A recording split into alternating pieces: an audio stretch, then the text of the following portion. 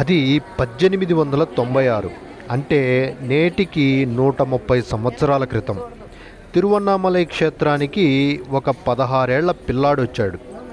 ఎవ్వరితో మాట్లాడకుండా ఎప్పుడూ అలౌకికంగా ఉంటూ ఉండే ఈ పిల్లాడు మొదట అరుణాచలం దేవాలయం ప్రధాన గాలిగోపురం దాటగానే కుడి పక్కన కనిపించే 1000 కాళ్ల మండపంలో ఎప్పుడూ ఏకాంతంగా గడుపుతూ ఉండేవాడు. ఆ రోజుల్లో ఈ 1000 కాళ్ల మండపం ఒక్కటే దూర ప్రాంత భక్తులకు వసతి సౌకర్యం కల్పించేది. దీంతో ఇక్కడ ఏకాంతానికి భంగం కలుగుతుండడంతో దేవాలయంలోని ఇతర ప్రాంతాలకు మారి ఏకాంతంగా గడిపేవాడు. దేవాలయంలో అన్ని చోట్ల ధ్యాన సాధకు భంగం కలుగుతుండడంతో 1000 కాళ్ల మండపంలోనే ఒక చివర ఒక సిద్ధుడి సమాధి అయిన పాతాళలింగం దగ్గర ధ్యాన సాధన చేయటం మొదలుపెట్టాడు. అనేక రోజులు అక్కడ శరీరమే తెలియకుండా ధ్యాన సాధనలో ఉండిపోయేవాడు. కీటకాలు, పురుగులు కుట్టి శరీరాన్ని పాడు చేస్తున్నా కానీ చలనం లేకుండా అలౌకికంగా ఉండిపోయేవాడు. ఈ కుర్రాడి పరిస్థితిని గమనించిన శేషాద్రి స్వామి 6 వారాల పాటు తిండి నీరు లేకుండా కీటకాలతో కుట్టించుకుని గాయాల పాలైన ఆ కుర్రాడిని పాతాళలింగం నుండి బయటకు తీసి కాపాడాడు. ఆ తరువాత 2 నెలలు ఈ కుర్రాడు అరుణాచలంలోనే ఉన్న సుబ్రహ్మణ్య దేవాలయంలో ఉన్నాడు. ఈ 2 నెలలు కూడా శరీరం మరియు పరిసరాలు తెలియకుండా అచేతనంగా ఉంటూ ఉండేవాడు.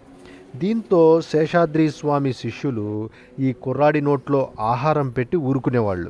ఇలా 6 నెలలు అరుణాచలం దేవాలయంలో గడిపిన తర్వాత శేషాద్రి స్వామి శిష్యులు దేవాలయానికి 1.5 కిలోమీటర్ల దూరంలో ఉన్న గురుమూర్తం అనే ప్రాంతానికి రమణ మహర్షిని తరలించారు. ఈ గురుమూర్తం అనేది దైవశిఖామణి దేశికర్ అనే ఒక యోగి సమాధి.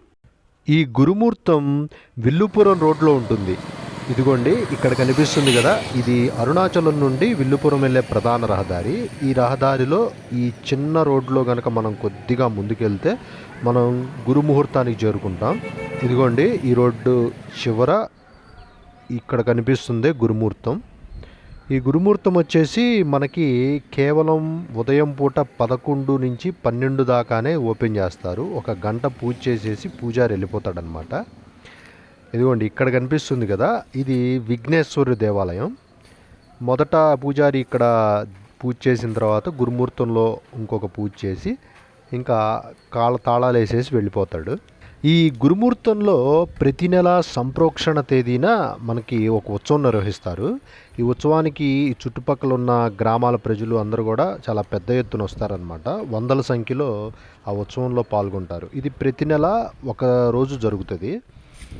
ఈ గురుమూర్తం యాక్చువల్గా వచ్చేసి దైవశిఖామణి దేశికర్ అనే ఒక యోగి యొక్క సమాధి అనమాట. ఈ యోగి చాలా మహిమలు కలవాడని చెప్పేసి, అట్లాగే అరుణాచలం మొత్తంలోకి అత్యంత పాతవాడైన యోగి ఈయనే అని చెప్పేసి చెప్తారు. ఇదిగోండి ఇది గురుమూర్తం దేవాలయంలో ముందరి భాగం అనమాట. ఈ భాగంలో మనకు ఆ మూలన ఒక శివలింగం కనిపిస్తుంది కదా. ఈ శివలింగానికి ఇదిగోండి ఈ మూలన ఈ ప్రదేశంలోనే ఈ పిల్లాడు ఇక్కడే కూర్చొని ధ్యానం చేసేవాడు. ఈ సమయంలోనే ఈ 17 సంవత్సరాల పిల్లోడు అరుణాచలం ప్రాంతంలో అందరికీ తెలిసిపోయాడు. ఈ కుర్రాడిని చూడటానికి చాలామంది వచ్చేవాళ్ళు. ఈ సమయంలోనే పళనిస్వామి అనే ఒక సాధకుడు రమణ మహర్షికి రక్షణ కల్పిస్తూ గురుమూర్తానికి వచ్చిపోయే భక్తుల నుంచి భిక్ష స్వీకరించి వాటితో రమణ మహర్షికి వంట చేసేవాడు. చీమలు శరీరాన్ని తినేస్తున్నా కూడా నిశ్చలంగా అలౌకిక స్థితిలో ఉండిపోయేవాడు ఈ కుర్రోడు. దీంతో పళనిస్వామి ఈ కుర్రాడిని ఒక స్టూల్ మీద కూర్చోబెట్టి కాళ్ళని నీళ్ల గిన్నెలో పెట్టి చీమల నుండి కాపాడే ప్రయత్నం చేసేవాడు. కానీ ఈ కుర్రాడి వీపు గోడకి ఆనుకోవటంతో తిరిగి శరీరం మీదకి చీమలు వచ్చేసేవి. ఇలా వారాల తరబడి నిశ్చలంగా ఉండిపోయే ఈ పిల్లాడి గురించి చాలా తొందరగానే అనేక ప్రాంతాల్లో తెలిసిపోవటం జరిగింది. ఈ సమయానికి ఈ 17 సంవత్సరాల కుర్రాడి శరీరం కేవలం బొనికల మీద కప్పబడిన చర్మంలాగా కనిపించేది. అంతేకాదు 60 సంవత్సరాల వృద్ధుడిలా కనిపించేవాడు. ఇలా ఆ నోటా ఈ నోటా పడి ఈ పిల్లవాడి విషయం మదురై దాకా చేరింది. మదురైలో ఉంటున్న నెలియప్పనయ్యర్కి కూడా ఈ విషయం తెలిసి ఈ కుర్రాడు ఇంట్లో నుంచి వెళ్ళిపోయిన తన మేనల్లుడై ఉంటాడనే ఉద్దేశంతో తిరువన్నామలై చేరుకున్నాడు. మదురై నుంచి వచ్చిన నెలియప్పన్ ఈ కుర్రాన్ని తన మేనల్లుడిగా గుర్తుపట్టి మదురై రావాల్సిందిగా కోరాడు. తన సన్యాసి జీవితానికి ఎవరూ అడ్డు చెప్పరని చెప్పినా కూడా ఈ కుర్రాడి నోటి వెంట ఎటువంటి మాట రాలేదు. తరువాత ఈ కుర్రాడి తల్లి కూడా వచ్చి బ్రతిమిలాడినా కానీ ఒప్పించలేకపోయింది. ఇది జరిగిన కొద్ది రోజులకే, అంటే ఫిబ్రవరి 1899లో ఈ కుర్రాడు అరుణాచలం కొండల్లో ఉన్న నమశివాయ గుహలో కొన్ని రోజులు గడిపాడు. ఇదేనండి నమశివాయ గుహ. ఇది 1000 ఏళ్ల పురాతనమైన శివాలయం. అరుణాచలంలో తప్పకుండా చూడవలసిన గుడిది. ఆ తరువాత ఈ నమశివాయ గుహకి ఎగువ భాగంలోనే ఉన్న విరూపాక్ష గుహలో 17 సంవత్సరాలు ధ్యాన సాధన చేశాడు ఈ కుర్రాడు. రమణాశ్రమం వెనక భాగంలో ఉన్న ఈ మెట్ల గుండా మనం అరుణగిరుల్లో ఉన్న ఈ స్కందాశ్రమానికి మరియు విరూపాక్ష గుహకి చేరుకోవచ్చు. రమణాశ్రమం నుంచి ఖచ్చితంగా ఇవి 1.4 కిలోమీటర్ల దూరంలో ఉంటాయి. ఈ రమణ మహర్షి అతి ఎక్కువ కాలం ఈ 2 గుహల్లోనే తన ధ్యాన సాధన చేశాడు. ఈ విరూపాక్ష గుహలో ఉన్న సమయంలోనే, అంటే 1902లో బ్రిటిష్ ప్రభుత్వం ఈ పిల్లాడి గురించి తెలుసుకోవాల్సిందిగా శివప్రకాష్ పిళ్ళై అనే అధికారిని పంపించింది. ఈ అధికారి ఒక పలకా బలపం సహాయంతో రమణ మహర్షిని 14 ప్రశ్నలు అడిగి వాటికి సమాధానాలు తెలుసుకున్నాడు. ఈ 14 ప్రశ్న జవాబులే తరువాతి కాలంలో హుయామై అనే పుస్తకంగా ప్రసిద్ధికి ఎక్కింది. ఆ తరువాత ఎందరో ప్రముఖులు ఈ కుర్రాన్ని దర్శించటం జరిగింది. వీరిలో ప్రముఖ వేద పండితుడు గణపతి శాస్త్రి ఈ కుర్రాన్ని దర్శించి ఈ కుర్రాడి ఆధ్యాత్మిక జ్ఞానానికి ఆశ్చర్యపోయి రమణ మహర్షిగా పిలవటం జరిగింది. ఈ పేరుతోనే ఈ పిల్లాడిని నేటికి రమణ మహర్షిగా పిలుస్తున్నాం. ఆ తరువాత కొద్ది రోజులకే ఫ్రాంక్ హంఫ్రీస్ అనే బ్రిటిష్ పోలీస్ అధికారి రమణ మహర్షి గురించి తెలుసుకొని 1313లో ఇంటర్నేషనల్ సైకిక్ గెజెట్ అనే మ్యాగజైన్లో ప్రచురించడం జరిగింది. ఈ ప్రచురణకి విపరీతమైన ఆదరణ వచ్చి రమణ మహర్షి పశ్చిమ దేశాలకు మొదటిసారిగా పరిచయం అయ్యాడు.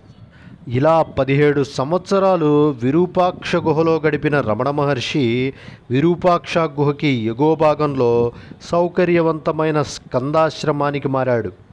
ఈ స్కందాశ్రమంలో ఉన్నప్పుడే రమణ మహర్షి తల్లి అలంగమ్మల్ మరియు తమ్ముడు నాగసుందరం స్కందాశ్రమానికి వచ్చి సన్యాసులుగా మారారు. ఈ సమయంలోనే రమణ మహర్షి అరుణాచలేశ్వరుడి మీద సొంతంగా 4 పాటలు రాశాడు. ఇందులో అక్షర మనమలై అనే పాట ఒక భక్తుడు అరుణాచలంలో భిక్షాటనికి వెళ్ళేటప్పుడు పాడుకోవటానికి అనువుగా రాయటం జరిగింది. ఈ స్కందాశ్రమంలో 6 ఏళ్లు గడిపిన తర్వాత రమణ మహర్షి అమ్మ చనిపోయింది. ఈమెకు అరుణగిరికి ఆనుకొని ఉన్న ప్రదేశంలో సమాధి నిర్మించారు. తరువాతి కాలంలో ఈ సమాధి చుట్టూనే అనేక నిర్మాణాలు నిర్మించి రమణాశ్రమంగా మార్చారు.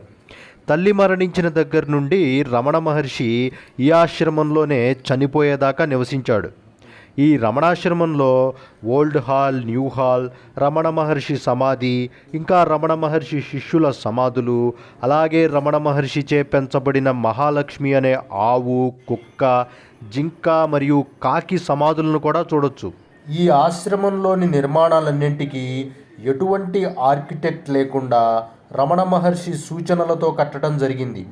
ఇలా ఈ ఆశ్రమంలోనే క్యాన్సర్కి గురి అయి 1950 ఏప్రిల్ 14న రాత్రి 8:47కి రమణ మహర్షి చనిపోయారు. రమణ మహర్షి బ్రతికున్నంతకాలం ఆయన్ని భక్తులు అడిగిన ప్రశ్నలకు సమాధానాలు ఇస్తూ ఉండేవాడు. ఈ ప్రశ్న జవాబుల్నే తరువాత అనేక పుస్తకాలుగా ప్రచురించడం జరిగింది. ఉద్దేశపూర్వకంగా రమణ మహర్షి ఎటువంటి పుస్తకాలు రాయలేదు. కేవలం అరుణాచలేశ్వరుని మీద కొన్ని పాటలను మాత్రమే రచించారు. తన ఉపదేశాలతో నేటికి ఎంతోమంది దేశ విదేశీ భక్తుల్ని ఆకర్షిస్తున్న రమణాశ్రమాన్ని తప్పకుండా చూడండి. ఈ రమణాశ్రమంలో కొన్ని రోజులు ఉండటానికి ఈమెయిల్ ద్వారా సంప్రదిస్తే అవకాశాన్ని బట్టి మీకు రూమ్స్ ఇస్తారు. ఈ రూమ్స్కి ఎటువంటి డబ్బులు తీసుకోరు. అలాగే ఈ ఆశ్రమంలో ప్రతిరోజు ఉదయం 10 గంటలకి అన్నదానం కూడా జరుగుతుంది. ఇలా ఒక 16 ఏళ్ల కుర్రాడిలో మొదలైన అంతర్మదనం జ్ఞానసాగరంగా మారి ఎందరో సాధకులకు మార్గనిర్దేశనం చేస్తుంది. ఈ వీడియో కనుక మీకు నచ్చితే దయచేసి సబ్స్క్రైబ్ చేయండి, షేర్ చేయండి, కమెంట్ చేయండి, అలాగే లైక్ కూడా చేయండి. Thank you.